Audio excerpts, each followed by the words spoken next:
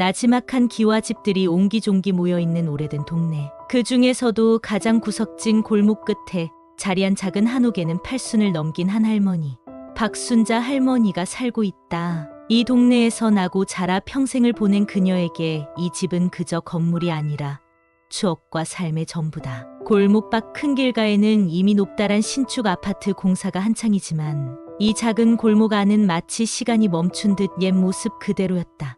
할머니는 새벽같이 눈을 뜨면 마당을 쓸고 장독대를 정리하며 하루를 시작한다. 박순자 할머니는 마당 한켠에 놓인 낡은 의자에 잠시 앉아 숨을 고른다. 주름진 손으로 이마에 땀을 훔치며 문득 대문 밖 골목을 바라본다. 예전 같았으면 아침부터 장을 보러 가는 이유, 아주머니들의 인사가 들려왔을 텐데 이제는 사방이 조용하다. 주변 집들은 하나둘씩 헐리고 자네만 남은 빈터가 되어버렸다. 할머니의 집만이 홀로 남아 휑한 골목을 지키고 있다. 곳곳에 붉은 글씨로 철거 예정이라 쓰인 현수막과 벽보들이 바람에 나부낀다. 재개발 지역임을 알리는 팻말도 세워져 있다. 할머니의 시선이 오래된 대문 기둥에 꽂힌 작은 쪽지에 머문다. 가까이 다가가 떼어내어 보니 동주민센터 직원이 어제 다녀간 모양이다. 마지막까지 남은 세대는 자진 퇴거를 권고함이라는 안내문이다. 끝에는 오늘 중으로 집을 비우라는 촉구 문구가 굵은 글씨로 적혀 있다. 할머니는 입술을 꾹 다문 채 그 종이를 반으로 접어 주머니에 넣는다. 종이장이 바스락거리는 소리가 유난히 크게 들린다. 그때 대문 밖에서 누군가 조심스레 부른다. 할머니, 저예요. 곧 문이 살짝 열리더니 할머니의 손녀 지영이 얼굴을 내민다. 25의 지영은 매일 아침 학교에 가기 전에 할머니를 들르는 게 일과다. 할머니는 애써 웃음을 지으며 손녀를 맞이한다. 이렇게 매일 오지 말라니까. 학교 준비도 바쁠 텐데. 지영은 대답 대신 할머니의 손을 꼭 잡는다. 할머니, 괜찮아요? 어제도 그 사람들이 왔다 갔다고 들었어요. 그녀의 목소리에는 걱정이 가득 묻어난다. 박순자 할머니는 손녀의 손을 토닥이며 괜찮다는 듯 고개를 끄덕인다. 걱정 마라.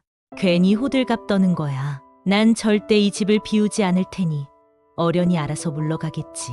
하지만 할머니의 말끝에는 미세한 떨림이 있다. 완강한 목소리 뒤로 혹여나 모를 불안이 숨어 있었다. 지영은 할머니를 마당 한켠 평상에 앉힌 뒤 부엌에서 물 한 잔을 따라온다. 할머니, 혹시 무슨 일 생기면 바로 경찰에 전화해야 해요. 오늘 시청 직원하고 개발업체 사람들이 다시 온다면서요? 그녀가 다급히 묻자 할머니는 피곤한 듯 잠시 눈을 감는다. 글쎄, 온다고 하더라. 그 공무원 청년이 불쌍할 지경이야. 매번 미안하다며 찾아와서는. 할머니는 지난 몇 주간 여러 차례 집을 찾아온 시청 담당 직원을 떠올린다. 처음엔 딱딱한 표정으로 이주 대책과 보상금 얘기를 꺼내던 그 청년은 이젠 올 때마다 죄인처럼 고개를 숙인다. 할머니가 완강히 거부하자 윗선에 보고는 해야겠고 강제로 쫓아낼 수도 없으니 난처한 모양이었다. 개발회사 사람들이 자꾸 독촉하나 보지. 에휴, 그도 직장인이 어쩌겠냐. 할머니가 혼잣말처럼 중얼거리자 지영은 화가 난 얼굴로 말한다. 그래도 그렇지 어떻게 집을 빼앗으려고 해요. 할머니 같은 분을 쫓아내면서 양심도 없나 봐요. 할머니는 손녀의 말에 살며시 고개를 젓는다. 지영아, 그 사람들도 자기 할 일 하는 거란다.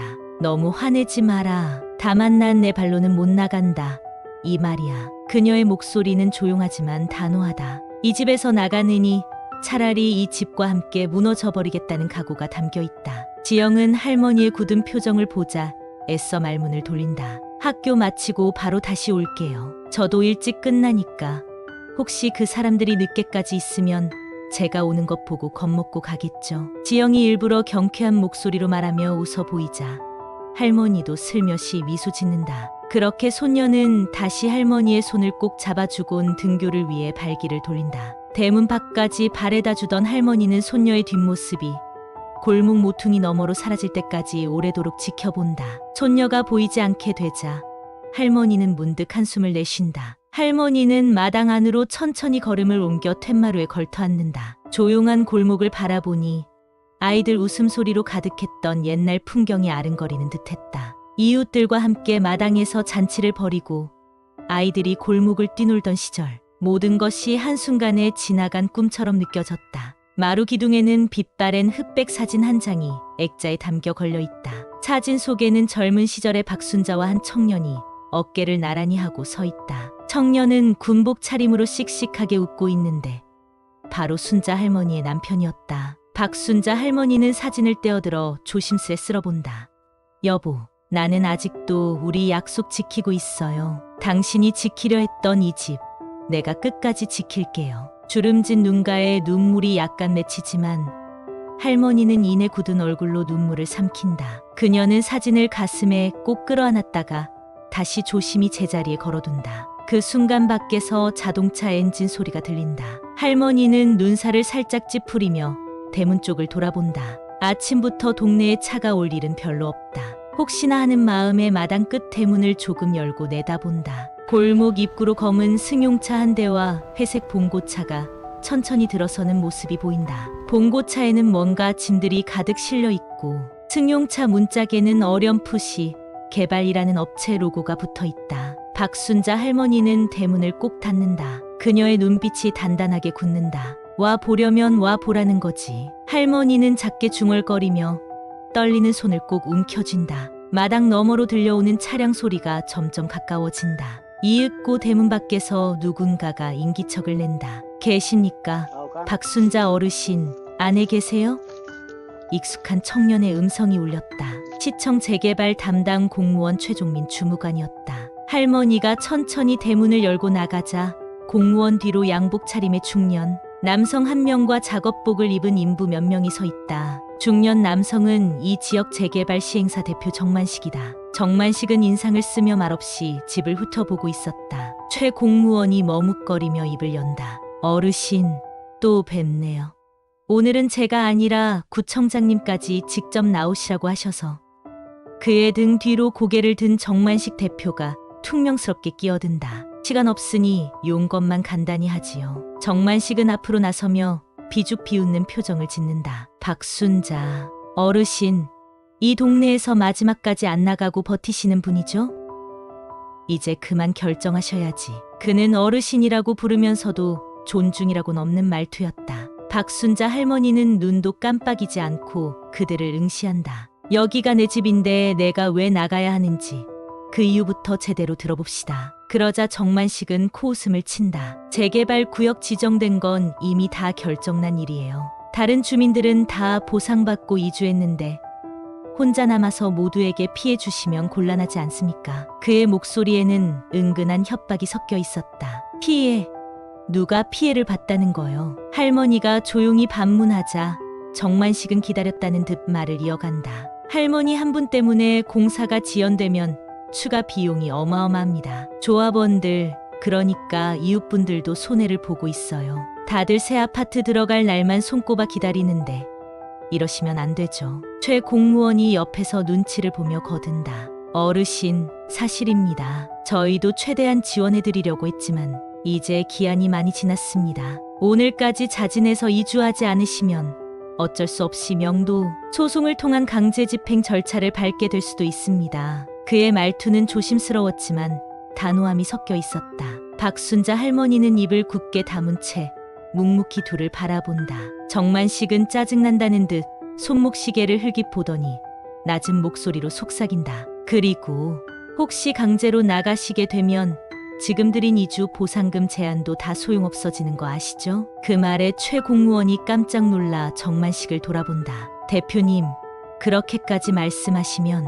그러나 정만식은 아랑곳하지 않는다. 그는 주머니에서 담배를 꺼내 입에 물고는 성냥을 그으며 중얼거린다. 좋은 말로 할 때 듣는 게 좋을 텐데. 박순자 할머니는 깊은 한숨을 내쉰다. 나도 이미 여러 번 말했을 텐데 이 집에서 나는 한 발짝도 못 나간다고. 그녀의 목소리는 단호하면서도 담담하다. 보상금도 필요 없고 새 아파트도 필요 없네. 내 남은 인생은 여기서 보낼 거야. 정만식은 어이없다는 듯 입꼬리를 올린다. 하여간 고집은 좋습니다. 그럼 공식적인 절차대로 하죠. 강제 철거 명령서를 받아오겠습니다. 그가 손짓하자 함께 온 인부들 몇 명이 곧장 집 주위를 둘러보기 시작한다. 한 인부는 담 너머로 집안을 엿보고 다른 이들은 대문 앞 기둥에 무언가 표시를 하기 시작한다. 최 공무원이 당황해하며 막아선다. 지금 뭐 하는 거예요?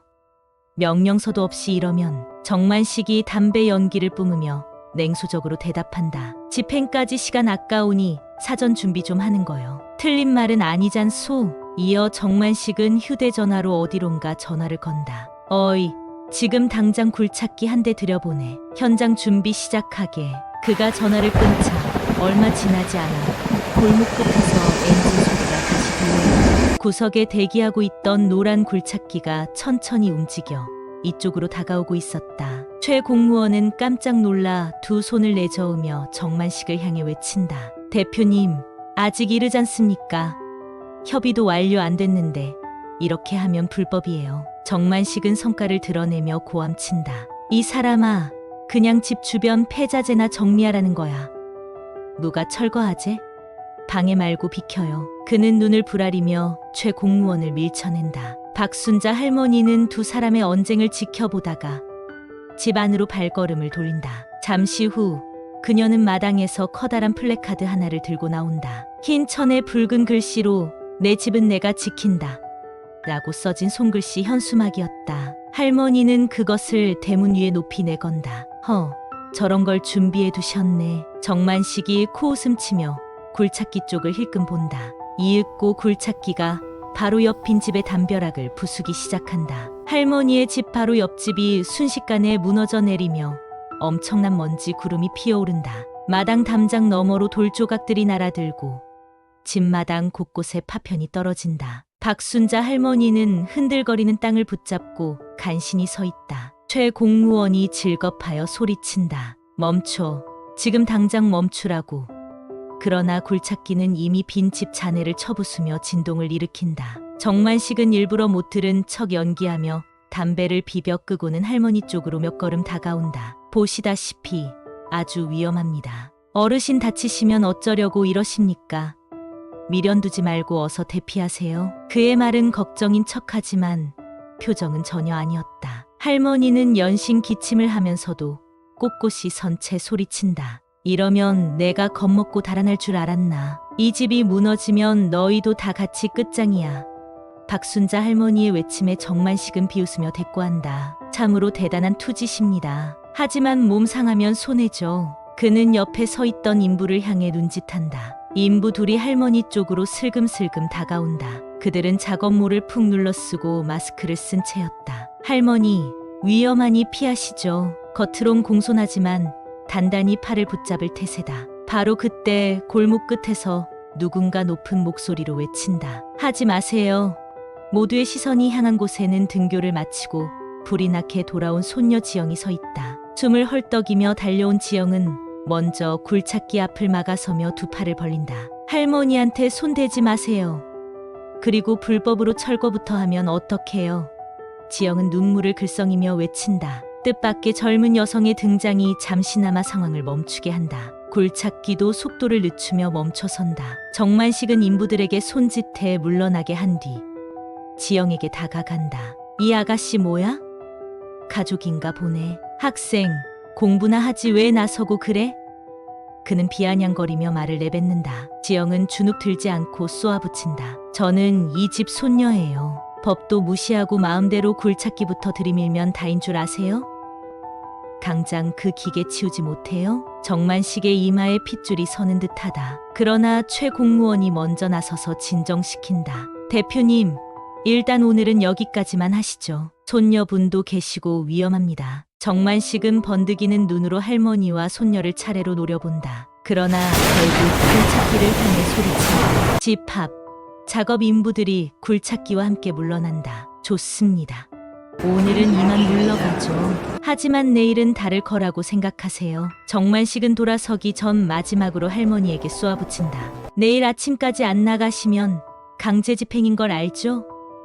경찰 입회하에 쫓아낼 겁니다. 그때는 다쳐도 책임 못 져요. 그는 으름장을 놓고는 인부들을 이끌고 자리를 떠난다. 최 공무원은 미안한 표정으로 할머니와 지영을 바라본다. 할머님, 오늘은 제가 막지 못해서 죄송합니다. 제발 심사숙고해보세요. 저도 위에서는 더 못 막습니다. 그의 목소리는 한없이 난처하고 착잡하다. 박순자 할머니는 지친 기색으로 한마디 한다. 이제 그만 돌아가시게. 더 할 말 없네. 최 공무원은 고개 숙여 인사하고 황급히 뒤쫓아간다. 순간 힘이 풀린 할머니는 그 자리에 털썩 주저앉고 만다. 지영이 놀라 다가와 할머니를 부축한다. 할머니, 괜찮아요? 다치셨어요?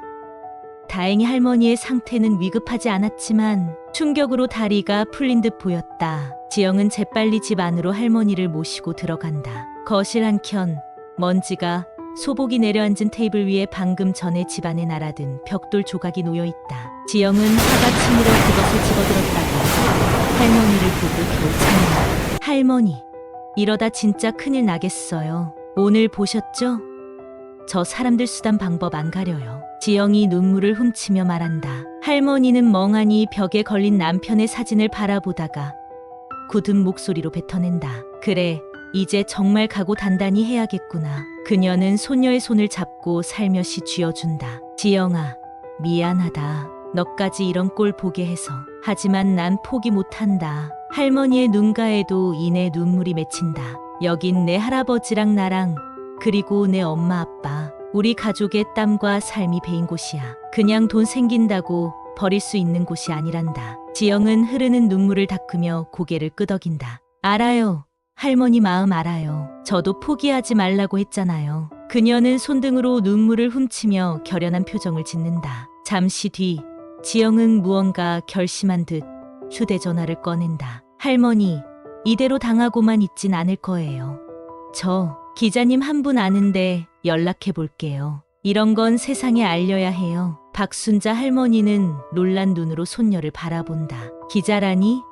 괜히 시끄러워지면 더 위험해질지도 몰라. 그러나 지영은 고집스럽게 고개를 젓는다. 아니요. 가만히 있으면 저 사람들 마음대로 할 거예요. 세상이 알면 함부로 못할 거예요. 할머니는 걱정스런 표정으로 한숨을 내쉬지만 더 말리진 않는다. 지영이 취재를 부탁하려는 사람은 평소 알고 지내던 지역 신문사 김 기자였다. 지영이 대학 방송국에서 인턴십 할 때 알게 된 선배 기자로 지역사회 이슈에 관심이 많은 사람이었다. 지영은 전화를 걸어 상황을 설명하고 다행히 김 기자는 큰 관심을 보이며 바로 달려오겠다고 약속한다. 그날 저녁 박순자 할머니의 작은 거실. 지영과 함께 온 김민재 기자가 녹음기와 카메라를 준비해 놓고 인터뷰를 시작한다. 카메라 불빛이 거실을 밝히자 할머니는 긴장한 듯 살짝 굳은 표정이다. 지영이 곁에서 손을 잡아주며 응원한다. 김 기자는 부드러운 목소리로 질문을 건넨다. 할머님, 이렇게까지 이 집을 지키려는 특별한 이유가 있으신가요? 박순자 할머니는 잠시 침묵한다. 그녀는 어디서부터 이야기해야 할지 몰라 주름진 손만 만지작거린다. 조용히 흐르는 녹음기의 불빛을 바라보며 할머니는 담담히 입을 연다. 이 집은 내 남편과 내가 함께 지은 집이에요. 625 전쟁 직후 모든 게 무너졌을 때 우리 둘이 손으로 한 벽돌 한 벽돌 쌓아서 만들었죠. 김 기자와 지영은 숨죽이고 듣는다. 할머니의 시선은 허공을 응시한 채 과거를 더듬는 듯하다. 전쟁통에 남편을 군대에 보냈는데 결국 다시는 못 돌아왔어요. 휴전선 어느 고지에서 전사했다는 통지만 받았지. 지영은 이미 여러 번 들은 이야기였지만 들을 때마다 가슴이 아려왔다. 할머니는 눈시울을 붉히며도 꿋꿋이 이어나간다. 남편이 전쟁 전에 이 집 터를 마련해두고 갔거든. 꼭 살아 돌아와 같이 집을 완성하자고 약속했는데 나 혼자 남은 뒤에 그 약속을 지키려고 이 집을 지었어요. 살기 힘든 세월이었지만 어떻게든 벽을 올리고 지붕을 올려서 결국 우리 가족의 보금자리를 만들었지. 김 기자는 어느새 카메라 너머로 눈시울이 붉어졌다. 그는 조심스럽게 다시 물었다. 정말 귀중한 사연이 있는 집이네요. 그런데 지금 재개발로 인해 이 집이 철거 위기에 놓였는데 관련 보상은 충분히 받으셨나요? 할머니는 고개를 저었다. 말이 보상이지. 이 집 팔아서 받은 돈으로는 변두리에 조그만 아파트 하나 사기도 빠듯해요. 돈 문제가 아니라 이 집은 돈으로 값을 칠 수 없어요. 내 청춘과 남편의 목숨값으로 지킨 곳인데. 그녀의 음성이 떨렸다. 김 기자는 고개를 끄덕이며 말을 이었다. 오늘 낮에도 많이 위험하셨다고 들었습니다. 무리한 철거 시도로 피해를 보셨다고요. 지영이 화가 난 얼굴을 보다. 네, 저희 할머니 다치실 뻔했고 집 담장도 금이 갔어요. 저희가 증거 사진도 찍어놨습니다. 지영은 낮에 찍은 사진들과 영상을 기자에게 보여준다. 굴착기가 작동하는 모습, 먼지 자욱한 마당과 금이 간 담벼락, 그리고 할머니가 힘없이 주저앉아 있는 모습까지 담겨 있었다. 김 기자는 심각한 얼굴로 고개를 끄덕였다. 이건 명백히 문제가 있네요. 제가 책임지고 보도하겠습니다. 김 기자의 단호한 말에 할머니는 거친 손으로 그의 손을 붙잡는다. 고맙네.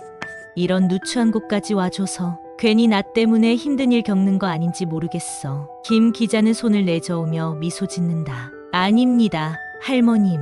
이런 일이 알려지는 게 제 일이고 또 할머님 같은 분을 도와드리는 게 당연하죠. 그는 취재 수첩에 마지막으로 몇 자를 적고 카메라를 끈다. 내일 아침 인터넷 뉴스에 먼저 기사를 올리고 지면에도 실을 수 있도록 해볼게요. 힘내십시오. 지영은 기자를 배웅하며 인사를 거듭했다. 밤이 깊어가고 할머니와 지영은 촛불을 켜놓고 마루에 나란히 앉아 한숨을 돌린다. 전기가 끊길까 봐 대비해 준비해둔 촛불이었다. 별빛이 총총한 하늘 아래 두 사람이 기댄 채 앉아있다. 나즈키 할머니, 기자님이 도와주신다니까 왠지 마음이 든든해요. 우리 절대 안 질 거예요. 지영이 할머니의 어깨에 살며시 기대며 속삭인다. 할머니는 조용히 손녀의 어깨를 감싸 안는다.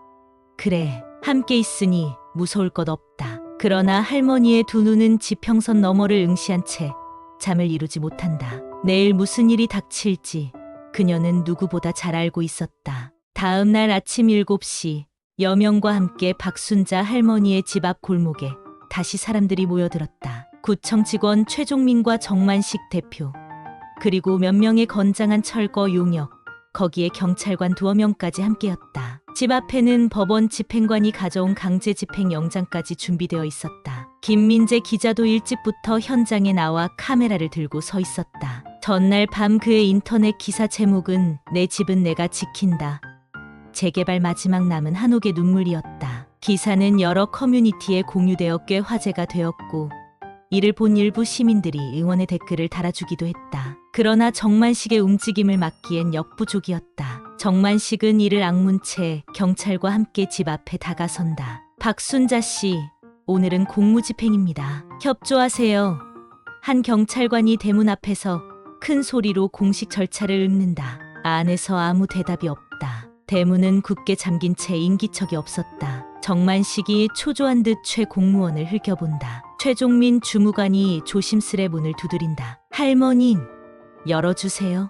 저희도 이러기 싫습니다. 그의 목소리는 타인의 시선 때문인지 더욱 기어들어갔다. 잠시 후 대문 안쪽에서 기척이 느껴지더니 문이 살짝 열린다. 문틈 사이로 박순자 할머니와 지영의 모습이 나타난다. 두 사람은 모두 단단히 겉옷을 입고 머리에 수건까지 질끈 동여매고 있었다. 혹시 모를 몸싸움에 대비한 모습이었다. 할머니와 손녀는 마당 문턱에 나란히 섰다. 지영이 휴대폰 카메라로 이 상황을 촬영하기 시작했다. 김 기자도 마이크를 켜며 녹음을 진행한다. 정만식은 이를 보고 혀를 차며 경찰에게 눈짓한다. 경찰관 둘이 앞으로 나서서 말했다. 지금 법원 강제 집행 영장이 발부되었습니다. 자진 퇴거를 거부하시면 저희가 부득이 퇴거 조치를 할 수밖에 없습니다. 지영이 떨리는 목소리로 맞섰다. 영장 있으면 사람 다쳐도 되는 거예요?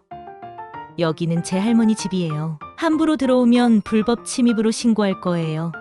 경찰관은 곤란한 표정을 지었지만 절차를 멈출 순 없다는 듯 다시 경고했다. 정만식은 옆에 있던 용역들에게 손짓했다. 어서. 용역 직원 몇 명이 대문을 억지로 벌리려고 다가왔다. 그 순간 박순자 할머니가 큰 소리로 외쳤다. 멈춰요. 뜻밖의 우렁찬 목소리에 모두 동작을 멈춘다. 할머니는 한 손에 무언가를 꼭 쥐고 앞으로 걸어 나왔다. 경찰 양반들, 내 말 좀 들어봐요. 그녀는 조심스레 손에 든 것을 펼쳐 보였다. 모두의 시선이 할머니 손끝으로 쏠렸다. 그것은 투박한 가죽으로 재본된 서류철이었다. 할머니는 그 속에서 누렇게 바랜 문서 한 장을 꺼냈다. 이것 좀 보시오. 당신들이 지금 부수려 하는 이 집이 어떤 곳인지 알고나 있는 거요? 박순자 할머니는 떨리는 손으로 문서를 높이 치켜들었다. 정만식은 인상을 구기며 소리쳤다. 아니, 할머니 지금 이러신다고. 무슨 낡은 종이 쪼가리 들이밀면 다인 줄 아세요? 그때 최종민 공무원이 그 문서를 알아보고 깜짝 놀란 표정으로 다가왔다. 잠깐만요, 대표님. 최 공무원이 두 손으로 공손히 그 문서를 받아들었다. 그는 혹시나 찢어질세라 조심스럽게 펼쳐 읽기 시작했다. 대한민국 대통령 표창장 귀하의 남편 고 이영수님은 625 전쟁 당시 혁혁한 공을 세워 이에 표창장을 수여함. 또한 국가와 시민을 대표하여 그의 가족이 거주하는 자택에 깊은 존경의 뜻을 표하며 최 공무원은 숨을 삼키며 계속 읽어나갔다. 동자택은 호국영웅 고 이영수 중사의 희생을 기리는 곳으로서 어떠한 경우에도 그 뜻이 훼손되지 않도록 할 것을 당부드립니다. 그의 목소리는 점점 커졌고 마침내 끝부분을 힘주어 읽어내렸다. 발행 연월일 1954년 6월 1일 대통령 이승만. 정적. 순간 모든 이의 숨소리마저 멎은 듯했다. 잠시 후 함께 왔던 젊은 경찰관 하나가 모자를 벗어들더니 차렷 자세를 취하며 거수 경례를 올렸다. 그는 할머니를 향해 엄숙한 목소리로 외쳤다. 국가를 위해 희생하신 분의 가정에 경의를 표합니다. 그의 한마디가 조용한 공기를 갈랐다. 이어 다른 경찰들도 자세를 바로하며 숙연한 태도를 보였다. 김 기자의 카메라 셔터 소리가 일제히 울렸다. 박순자 할머니는 눈물을 머금고 천천히 말했다. 이 문서는 70년 전 내 남편이 전사한 후 받은 겁니다. 그때 정부에서 특별히 약속했어요. 나라 위에 산화한 용사의 가족이 사는 집은 절대로 함부로 하지 않겠다고. 그녀의 목소리가 떨렸지만 또렷하게 울려 퍼졌다. 이 순간 최 공무원의 눈시울이 붉어졌다. 그는 과거 업무 교육 자료에서 보았던 한 영웅의 일화를 떠올렸다. 625 전쟁 당시 이 동네 고지 전투에서 중공군 탱크를 저지하기 위해 끝까지 진지를 사수한 채 산화한 이영수 하사의 이야기였다. 그의 희생 덕분에 수십 명의 주민과 전우들이 목숨을 건졌다는 내용이었다. 설마 그 주인공의 집이 바로 여기였을 줄이야. 최 공무원은 떨리는 손으로 표창장을 꼭 쥐고 정만식을 돌아보았다. 대표님, 이건 그냥 문서가 아닙니다. 국가유공자의 유족에게 수여된 대통령 표창장이에요. 그것도 주택에 대한 특별 언급까지 있습니다. 이런 집을 우리가 함부로 철거할 순 없습니다. 그의 목소리에는 아연한 충격과 함께 더 이상 물러설 수 없다는 결의가 담겨 있었다. 정만식은 얼굴이 새파래져서 소리쳤다. 아니, 그래서요? 법적 효력도 지난 종이를 지금 들어 뭐 어쩌자는 겁니까? 지금 재개발 승인은 합법적으로 난 거라고요. 그는 발끈했지만 목소리에 힘이 없었다. 김 기자가 재빨리 질문을 던졌다. 정 대표님, 국가유공자 유족의 집을 강제 철거하는 데 대해 한 말씀 하시죠. 지금 이 모습이 생중계되고 있습니다. 실제로 그의 휴대폰으로 현장 상황이 인터넷으로 중계되고 있었다. 정만식은 주변을 둘러보았다. 경찰들도 더 이상 나서지 못한 채 머뭇거리고 있었다. 용역들 역시 당황해 발만 동동 구른다. 누가 먼저랄 것도 없이 함께 온 사람들 몇몇은 슬그머니 뒷걸음질 쳤다. 그때 이웃 주민 몇 명도 기사를 보고 달려와 골목 어귀에서 지켜보고 있었다. 그들 중 나이가 지긋한 한 어르신이 목소리를 높였다. 야, 이 사람들아. 나라 위에 목숨 바친 영웅의 집을 건드리면 천벌받아. 그의 외침에 다른 주민들도 웅성거리며 수군댔다. 정만식은 진땀을 흘리며 한 발 뒤로 물러섰다. 아, 알겠소. 오늘은 일단 철수하지. 이러다 큰일 나겠어. 그는 당황스레 경찰을 향해 말한다. 강제 집행 연기합시다. 현장 상황이 이러니 어쩔 수 없구만. 경찰 간부도 곧 무전을 치며 상부에 보고했다. 여기 현장에서 예상치 못한 사정이 발생하여 집행 보류합니다. 이제야 상황이 일단락되는 듯했다. 박순자 할머니는 그제서야 손에서 힘을 풀었다. 소중한 문서를 구겨질 정도로 꽉 쥐고 있었던 것이다. 지영이 곁에서 할머니를 부축하며 환하게 웃었다. 할머니, 해냈어요. 정말 해냈어요. 그녀는 환한 얼굴로 외쳤다. 박순자 할머니는 벅찬 숨을 몰아쉬며 먼 하늘을 올려다본다.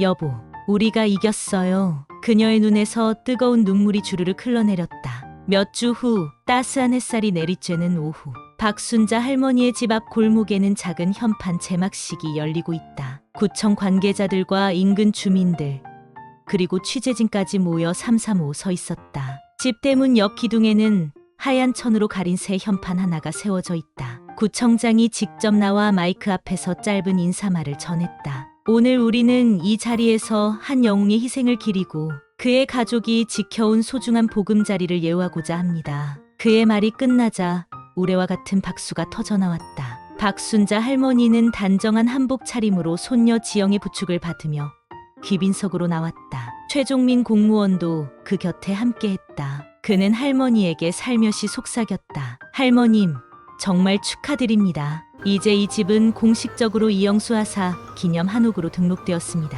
그의 얼굴에는 환한 미소가 가득했다. 할머니는 고개를 끄덕이며 잔잔하게 미소 지었다. 다 당신 같은 젊은이들이 수고해준 덕분이에요. 고맙습니다.